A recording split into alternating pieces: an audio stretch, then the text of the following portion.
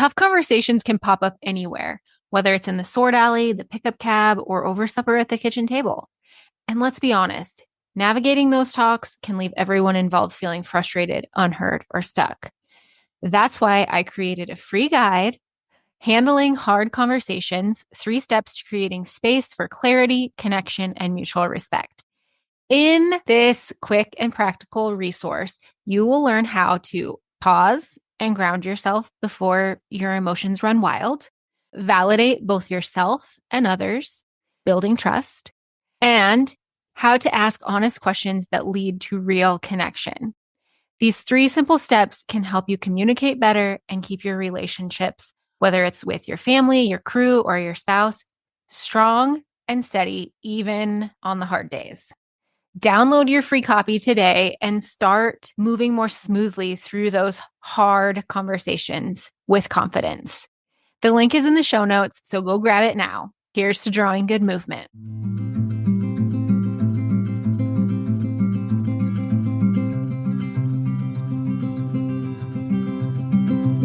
I'll carry you, you carry me, we'll help each other through it. Come on and say good movement draws good movement. Welcome to Good Movement Draws Good Movement, the podcast where farmers, ranchers, and rural folks can grow relationally through awareness, understanding, and effective communication. Hey, it's T.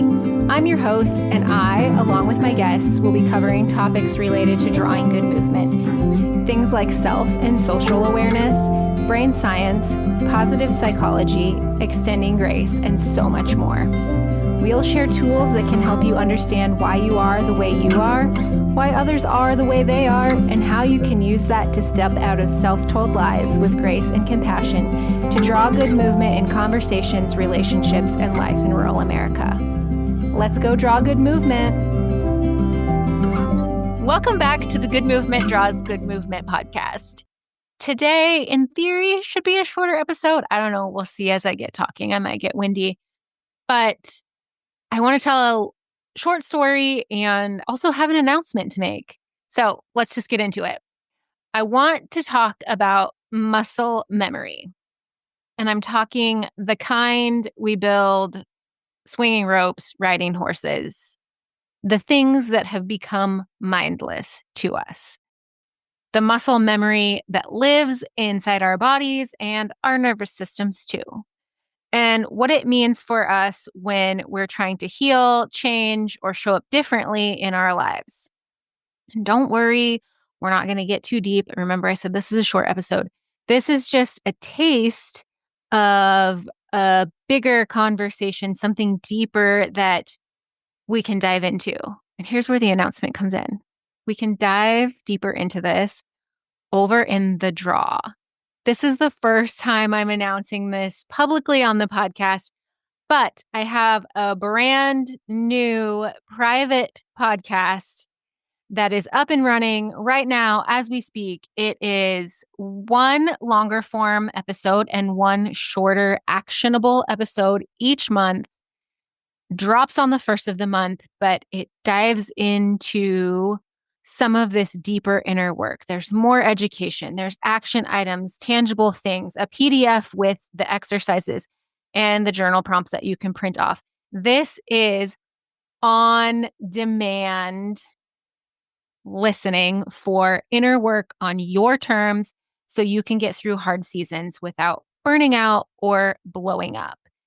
This is for you if you're not quite ready to settle in and do one-on-one work with me, but you know you want to go a little bit deeper than this podcast on the inner work. So that's the announcement.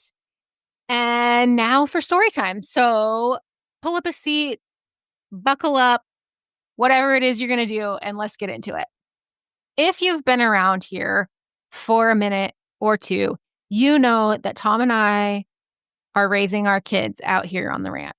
Our son is our oldest, and he has had a rope in his hands pretty much since he was big enough, had the dexterity and the strength to hold one. I mean, the kid was swinging his rope almost as soon as he could walk. And we didn't push it, but it's part of our life around here. And like town kids or kids that aren't immersed in ranching, like those kids pick up a ball or a stick or other toys, whatever it is. This kid, he picked up a rope and he loved it and he's pretty much not put it down. So a few years ago, we had a photographer out to the ranch for family pictures. The photographer was my high school friend, Laura Johnson.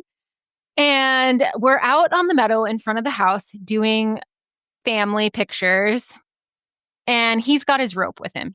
He pretty much always has a rope with him, always. If you've met the kid, you know that he's got a rope somewhere handy. But we were just about done with the photos, and he's like, "Hey, Mom, can I heel my sister?" And I was like, "Yeah, you can, but don't pull your slack." Now, if you rope, you know it's one thing to catch, but pulling your slack is another thing. And it's all one fluid motion. Once you've, learned how to swing and rope the dummy a bunch of times and practice pulling your slack, it's all one motion. You know this. So I tell him he can rope, but not to pull his slack. I'm thinking that he's going to listen and just catch and release. But no, that's not what happened. He threw his first loop and he catches her. And before his brain could even catch up, he pulls his slack and he trips her. And she's fine. She's fine. They were both laughing. And the photographer caught it all on camera. So I'm going to put that on Instagram the week that this episode airs. So if you want to go see the picture, it'll be on Instagram. Go check it out. Because it is one of my favorite pictures ever. But here's the thing. He didn't decide to pull his slack. He wasn't like, "Oh, Mom told me not to pull my slack, but I am upset with my sister, or I'm going to be a little turd and razz my sister, so I'm going to pull it." Anyway, that's not what happened. He didn't even think about it. It was totally muscle memory. It was his body knowing what to do and how to do it because he had practiced it 1,000 times before. And you know what? Our nervous system works the exact same way. When we go through stress, hardship, trauma, or even just constant low-grade pressure, our nervous systems are learning too. They're practicing. They're saying, this is how we survive. This is what we need to do to survive. This is how we need to act and behave and do the things to keep us safe, whether that's fight, flight, freeze, what have you.